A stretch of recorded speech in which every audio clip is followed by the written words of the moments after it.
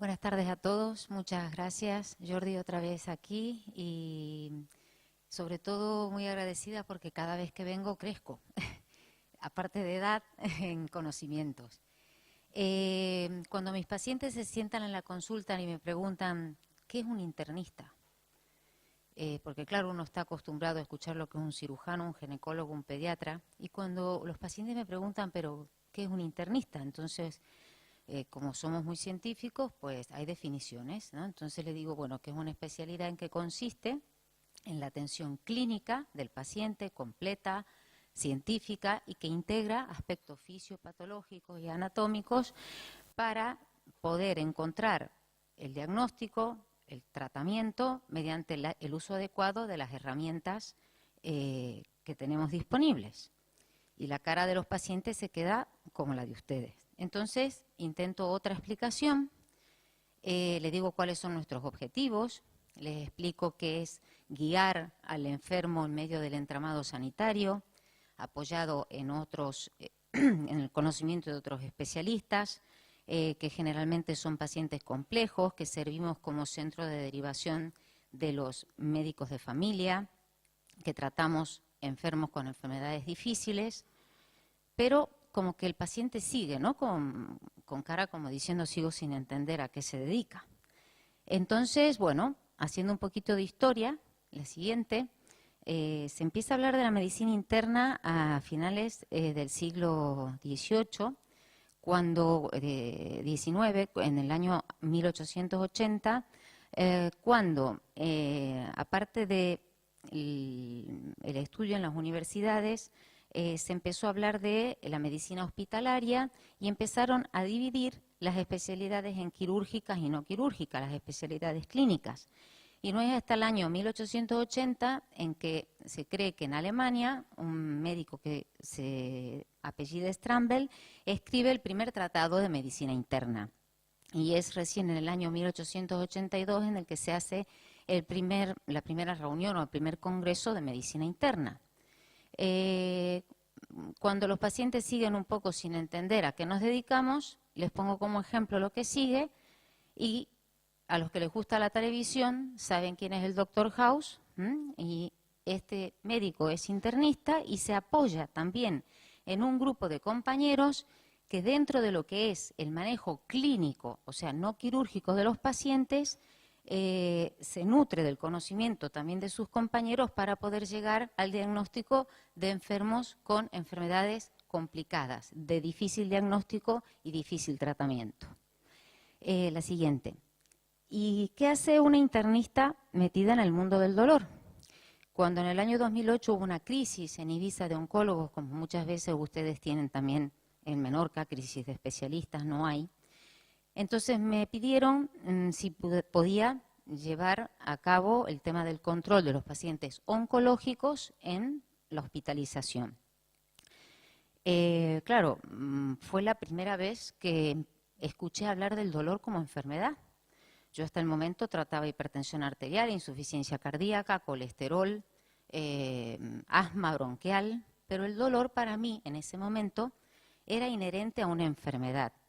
Y tuve que estudiar, y mucho, porque el 90% de los pacientes oncológicos sufre dolor, cuando en realidad dolor crónico sufre el 20% de la población.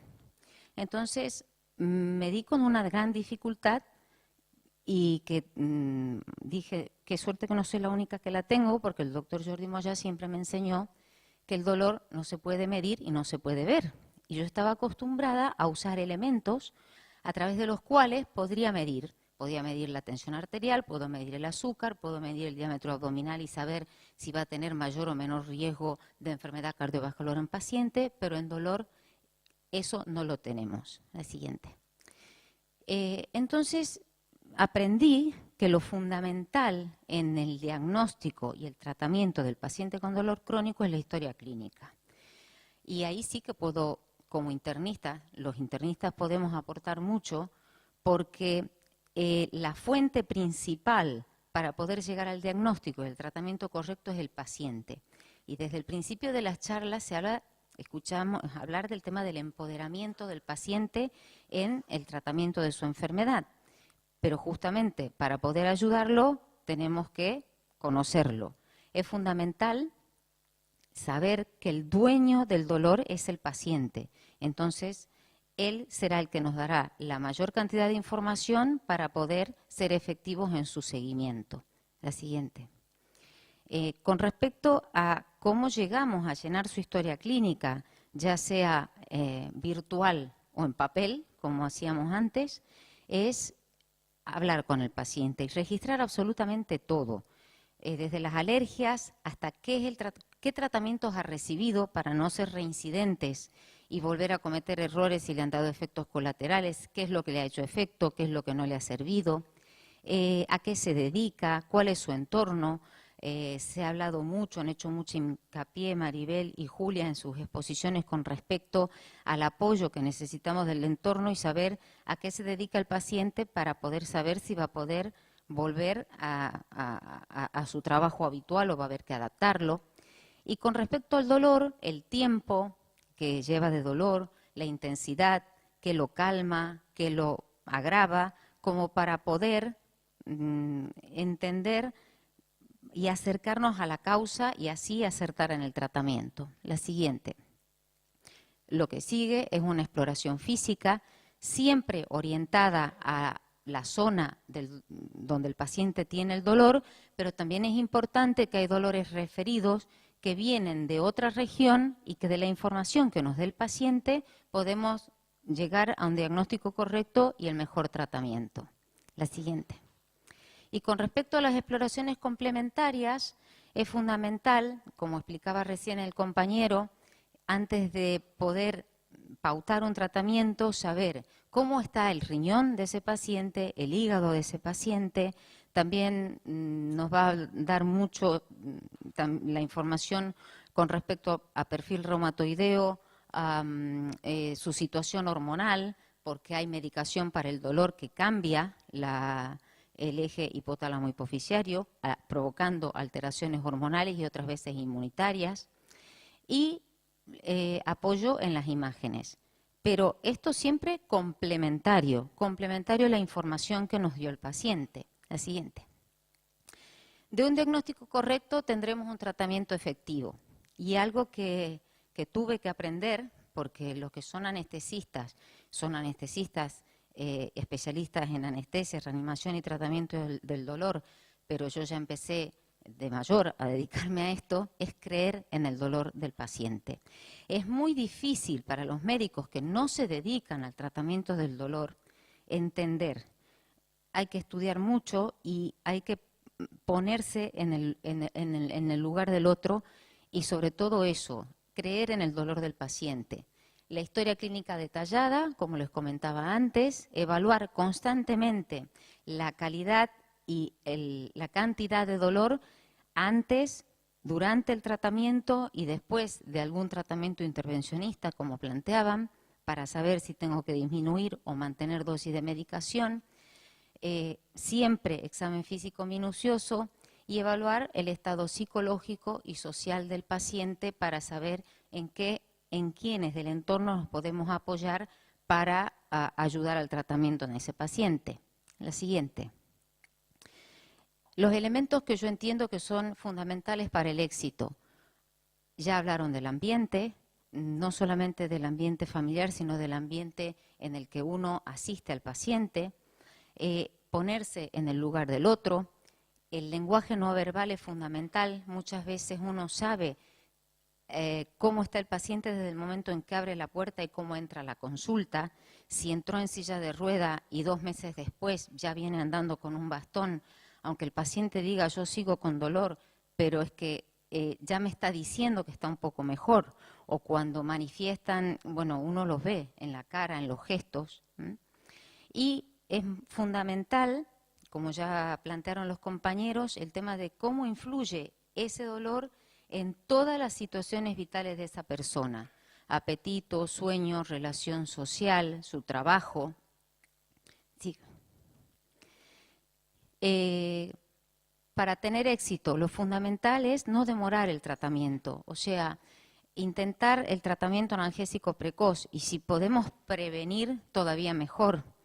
El año 2017 ha sido planteado por la IASP como el año internacional del dolor agudo postoperatorio, porque cada vez nos damos cuenta que los pacientes que han sufrido mucho dolor en las primeras 72 horas de un postoperatorio, un dolor moderado a severo, el 29% de esos pacientes puede desarrollar dolor crónico en la zona de la intervención quirúrgica.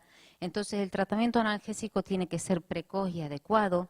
Las exploraciones complementarias que sean necesarias, basándonos más en qué es lo que nos dice el paciente que lo que nos dicen las exploraciones, porque muchas veces tenemos radiografías catastróficas en pacientes con pocos síntomas y pacientes con un dolor incapacitante y que en la exploración no me lo demuestra. Establecer una relación de confianza médico-paciente es fundamental, porque no es lo mismo un naproxeno dado por un médico que un naproxeno dado por otro, además de las variaciones genéticas de cada paciente y de cómo yo puedo responder a un tratamiento u otro. Es fundamental lo que comentaba Julia, el tema del abrazo o de dar la mano. Creo que hay un libro que dice que se llama Más abrazos y menos ibuprofeno. Reevaluar periódicamente, o sea, yo sé que es difícil con las listas de espera, etcétera, etcétera, en lo que es la sanidad pública, pero es fundamental que el paciente tenga o un número de teléfono de la enfermera bueno, si logramos acceder a estas nuevas tecnologías que planteaba el señor Martín, no era doctor. Bueno, es fundamental valorar periódicamente la evolución del enfermo para tener que sumar o restar medicación o cambiarla en caso de que no esté respondiendo. Y fundamental mantener informado al paciente y al entorno. El dolor no solamente hunde psicológicamente al paciente, sino también a su familia. Está escrito que la paciencia del entorno de un paciente crónico son 3 meses. Y si estamos hablando de que muchas veces los pacientes con dolor crónico lo padecen durante años, hay que mantener entrenada a la familia. Yo siempre intento tener también una cita con marido, esposa, hijos, sobre todo si detecto que hay algún familiar que tiene conflicto, ¿no? Que no me creen, no me entienden. Entonces, intentar actuar también con la familia y el entorno para ayudarlo. Y bueno, por último, esta es mi familia de dolor. El doctor Jordi Moya, en el primer día cuando inauguramos la unidad de dolor de Policlínica Nuestra Señora del Rosario en Ibiza, y el guapo que está en el medio es el doctor Beltrán. A la izquierda la doctora Landaluce, son los dos anestesistas en los que yo me apoyo para el intervencionismo. Yo solo llevo la parte clínica. Ellos son los que hacen el intervencionismo y yo luego recibo los regalos porque soy la que controlo a los pacientes cuando vienen con los resultados. Y luego una especialista, Cristina Prado, en medicina general, o sea, en atención primaria, que también logré traer a nuestro terreno y que hiciera formación en dolor, porque creo que así, o sea, cuando hablamos de tratamiento multidisciplinar del dolor tiene que ser una realidad y no una utopía. No sentir que uno lo que está haciendo es intrusismo profesional, o sea, meterme en el terreno del otro, sino al contrario, sumar fuerzas, porque creo que cada uno puede aportar su granito de arena para acompañarlos a ustedes en lo que es la enfermedad dolor crónico. Muchas gracias.